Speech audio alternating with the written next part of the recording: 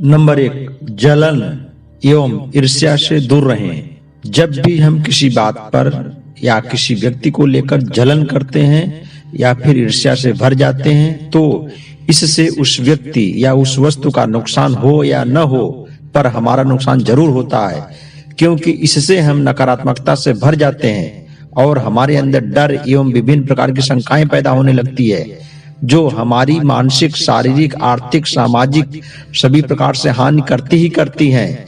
ऐसे में हम क्यों किसी के प्रति ईर्ष्या भाव रखें? ध्यान रखिए, जो जहां है अपने कर्मों की वजह से है। ऐसे में अगर उससे प्रेरणा ले सकते हैं, प्रेरित हो सकते हैं तो अच्छी बात है। उसके विषय में नकारात्मक विचार कभी भी नहीं, किसी भी शर्त पर नहीं, क्योंकि इस ईर्ष्या से आपके अंदर उत्पन्न भ्रम आपको सफलता से दूर ही ले जाएगा।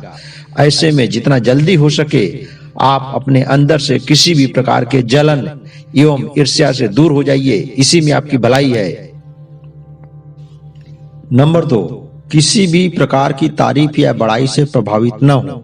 दोस्तों, महान तो वही बनता है जिसका लोग चाहे तारीफ करें या बुराई करें, उससे वह बगैर प्रभावित हुए अपनी धुन में मस्त रहकर अपने काम में लगा रहता है और नित्य नए सफलता के आयाम चूमता रहता है, क्योंकि वह यह बखूबी जानता है कि जो आज हमारा प्रशंसक है, कल जरा सा माहौल बदलने पर हमें आसमान से उठाकर जमीन पर पटक देगा। ऐसा ही होता रहा है और ऐसा ही होता रहेगा। तो भैया, आप भी उन महान व्यक्तियों से सीखिए और पूरी कोशिश कीजिए कि कोई चाहे आपका प्रशंसक हो या फिर विरोधी, इससे आपको कोई फर्क नहीं पड़ने वाला। यदि आप इस रास्ते को अपनाते हैं तो निश्चित ही एक दिन आप भी सफलता का जबरदस्त परचम लहराएंगे, ऐसा होना तय है। तो दोस्तों, खुद से वादा करिए कि चाहे कोई भी आपकी प्रशंसा करे या फिर बुराई, आप सदा तटस्थ वाली भूमिका में ही रहेंगे।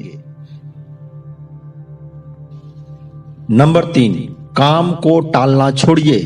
दोस्तों, जब भी आप अपने काम को आज का कल पर टालते हैं तो निश्चित तौर पर आप अपने हाथ में आए अवसर और उससे मिलने वाली सफलता दोनों को टाल रहे हैं, जिसका फायदा निश्चित तौर पर कोई दूसरा उठाएगा। और जो स्थान या पद या सम्मान आपके लिए निश्चित था, अब उस स्थान, पद या सम्मान का वह हकदार बन जाएगा, जिसे जानने पर आप बहुत पछताएंगे कि काश आप समय पर सक्रिय हुए होते तो आज उसकी जगह आप होते। तो दोस्तों, जीवन में कभी भी पछताना न पड़े, इसलिए आज के काम को कल पर टालने की आदत अभी से छोड़िए। जिंदगी लगातार बदलती चली जाएगी और एक नए मुकाम पर आप पहुंचते चले जाएंगे।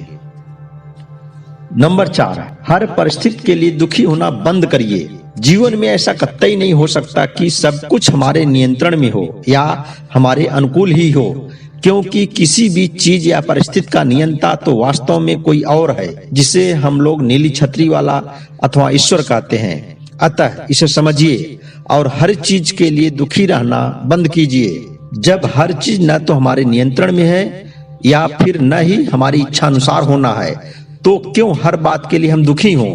इसे गौर से सोचिए और समझिए तथा महसूस कीजिए। किसी भी प्रकार के दुख से उबरना बहुत ही आसान हो जाएगा और भविष्य में जल्दी आप दुखी भी नहीं होंगे। नंबर 5, दूसरों को दोषी मत मानिए। अधिकांशतः ऐसा होता है कि किसी भी काम का क्रेडिट तो हम खुद लेना पसंद करते हैं, लेकिन उसमें जो भी गलतियां मिलती हैं उन्हें हम दूसरों पर थोप देते हैं, जो हमारी संकुचित दृष्टिकोण का परिचायक है। तो दोस्तों, यदि हम सफलता का क्रेडिट खुद ले रहे हैं तो हमें असफलता का क्रेडिट खुद भी लेना सीखना होगा। इससे हम टीम मैनेजमेंट पर नियंत्रण पा सकते हैं।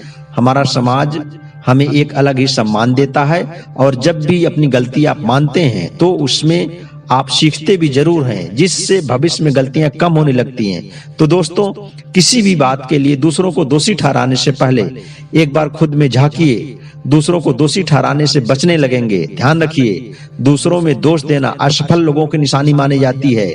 अतः अपनी गलती मानिए, उससे सीखिए और सफलता की तरफ कदम बढ़ाइए।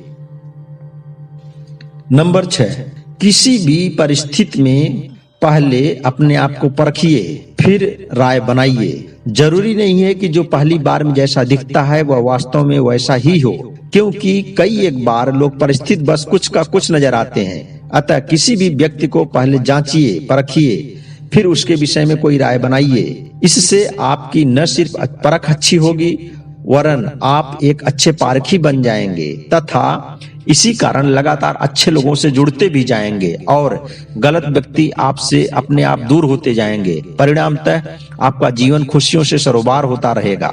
इसलिए पहले किसी भी वस्तु या व्यक्ति की मूल परिस्थिति या स्वभाव को समझिए, फिर उसके विषय में अपनी अच्छी या बुरी जो भी आपको समझ में आती है वह राय बनाइए।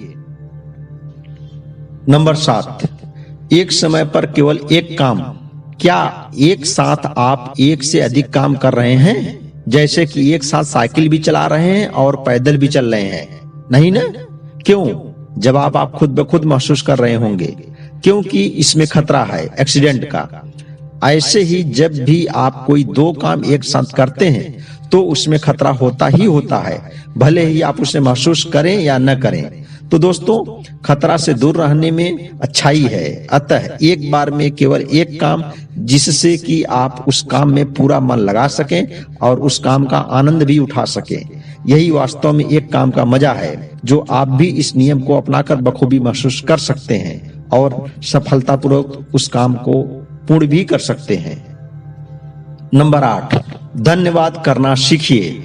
आपकी सफलता चाहे कितनी छोटी से छोटी हो अथवा कितनी बड़ी से बड़ी, आपकी हर सफलता के लिए पूरे ब्रह्मांड और उसमें उपस्थित उस हर चर अचर को धन्यवाद जरूर कीजिए, जिसकी वजह से आप अपने इस काम में सफल हुए हैं। ध्यान रखिए, इतने छोटे से ही काम से आपका सक्सेस रेट बढ़ जाएगा, क्योंकि पूरी कायनात चाहती है कि हर मददगार के प्रति धन्यवाद जरूर हो।